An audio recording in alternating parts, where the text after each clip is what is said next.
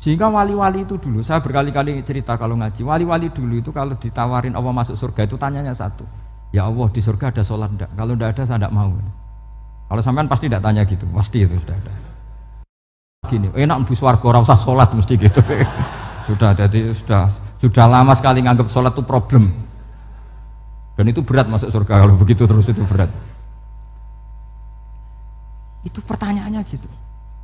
Karena alam rohani kita, saya ulang lagi, alam rohani kita itu tidak kebayang kalau kita hanya nyuwun sewu nikmati secara seksual, secara biologis. Makanya ada ulama ditanya, kenapa sholat itu lebih indah ketimbang nikmat al-wiqa misalnya, nikmatnya hubungan biologis. Jawabnya ulama itu gini, lucu, jawabannya sederhana. Nikmatnya kamu punya anak itu apa? Jawabnya ulama itu lucu. Kalau sakit dia sembuh, kalau hilang dia datang. Saya ulang lagi ya, kalau sakit dia sembuh, kalau hilang dia datang. Sekarang orang tua yang punya anak sakit koma di UGD atau di emergency, itu senangnya tuh mengalahkan kesenangan apa saja. Kira-kira orang yang berhubungan intim atau yang hubungan biologis dengan orang yang sedang anaknya sembuh dari koma, senangnya senang mana? Senang yang melihat anaknya sembuh dari koma. Senikmat apapun hubungan biologis, seneng anaknya yang hilang ketemu. Nah, kalau anak ketemu saja orang seseneng itu, apalagi kita di surga, ketemu zat yang lama kita sembah, yang lama kita rindukan, yang lama kita rindu, kemudian ketemu di surga, maka tidak ada artinya surga tanpa melihat Allah Subhanahu wa Ta'ala. Memang harus dijelaskan secara rohani. Akhirnya orang ngerti bahwa nikmat tertinggi di surga adalah melihat Allah Subhanahu wa Ta'ala. Karena kalau anak-anak muda mungkin protes, ya enggak, ya enak kumpul sama widadari gini-gini. Wah itu kan yang trauma bojone jelek gitu.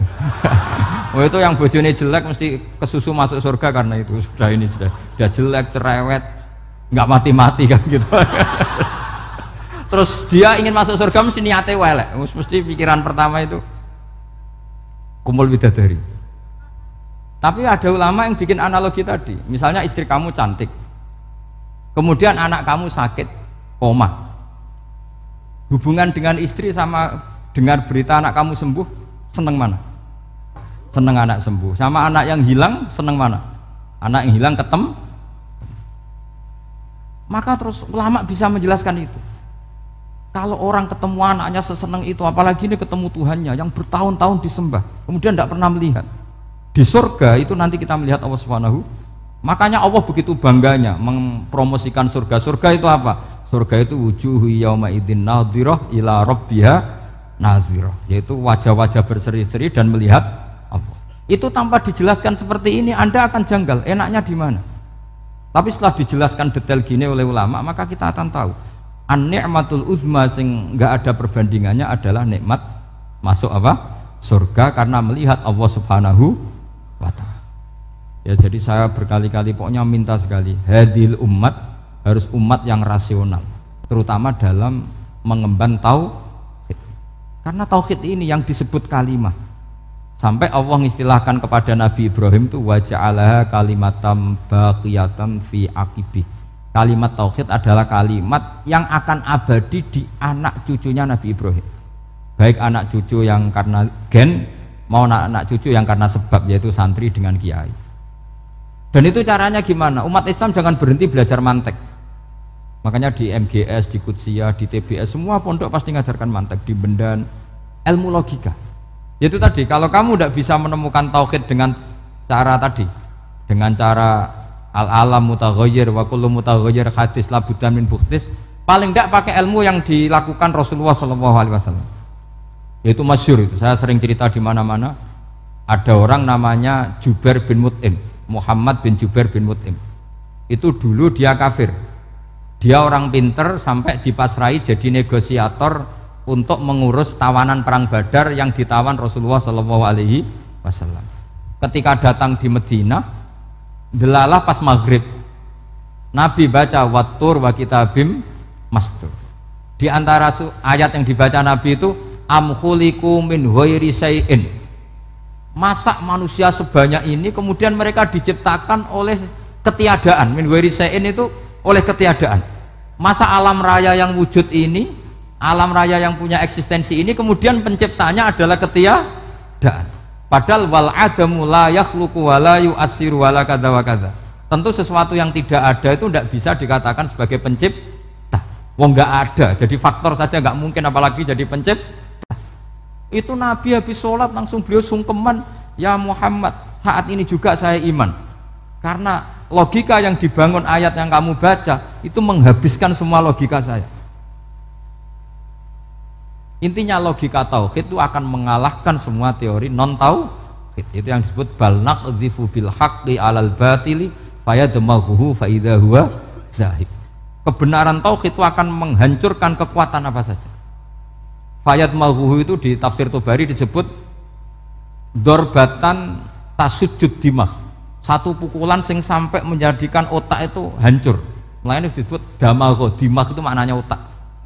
Maka kamu jangan khawatir kalau Islam didiskusikan di Uni Soviet, didiskusikan di Kanada, didiskusikan di Korea, pasti kalimat tauhid akan mengalahkan kalimatul batil. Pasti ja'al haqqu wa zahaqal batil, innal batila kana zahuq. Tapi syaratnya kita harus kuat. Makanya saya ini senang sekali yang namanya ngaji, itu saya senang. Karena saya tadi bercita-cita ingin jadi dosen setelah mati. Karena di dunia sudah tidak jadi apa? Dosen. Saya ingin seperti Imam Amudi. Pertama ketemu Allah, beliau disuruh ngajar malaikat tentang ilmu apa? Matematika yang mengarah ke tauhid. Jadi diajarkan. Kamu tahu angka 2, angka 3, angka 4, semuanya bersumber dari angka 1. Berarti semuanya berawal dari 1. Gak tahu setelah itu malaikatnya dites lagi apa enggak, tahu. Pokoknya pas itu malaikat ya paham semua. Oke. Kayak apa hebatnya umat Rasulullah Shallallahu Alaihi Wasallam? Karena akalnya kuat. Sehingga kita harus kuat. Sehingga kalimat yang benar disebut kalimatu haqqin 'alaiha nahya wa 'alaiha.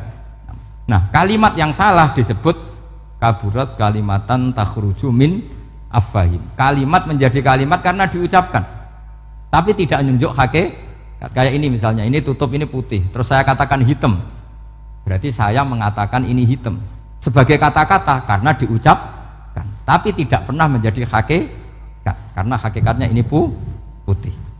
Itu hebatnya Quran. Makanya Quran kalau gojlek orang kafir itu, gojlek orang kafir itu disebut apa? Kaburat kalimatan takhruju min afwahim. Tapi untuk kalimat tauhid dikatakan apa? Yusabbitu walladzina amanu bil qaulits tsabit fil hayatid dunya wa fil akhirah. Sebagian disebutkan wa ja'alaha kalimatam baqiyah.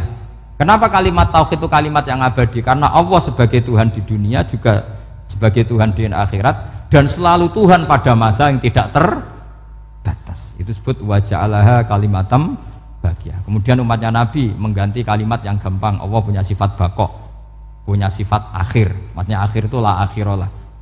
Terus semuanya yang paham ya alhamdulillah, yang enggak paham dikon ngapal wujud kidam baqo mukhalafatul khawadisi qiyamuhu binafsi wahdaniyat kudrat irada. Wes paham. Lah kok sing rada alim terus roh bedane iki sifat ma'ani iki maknawiyah.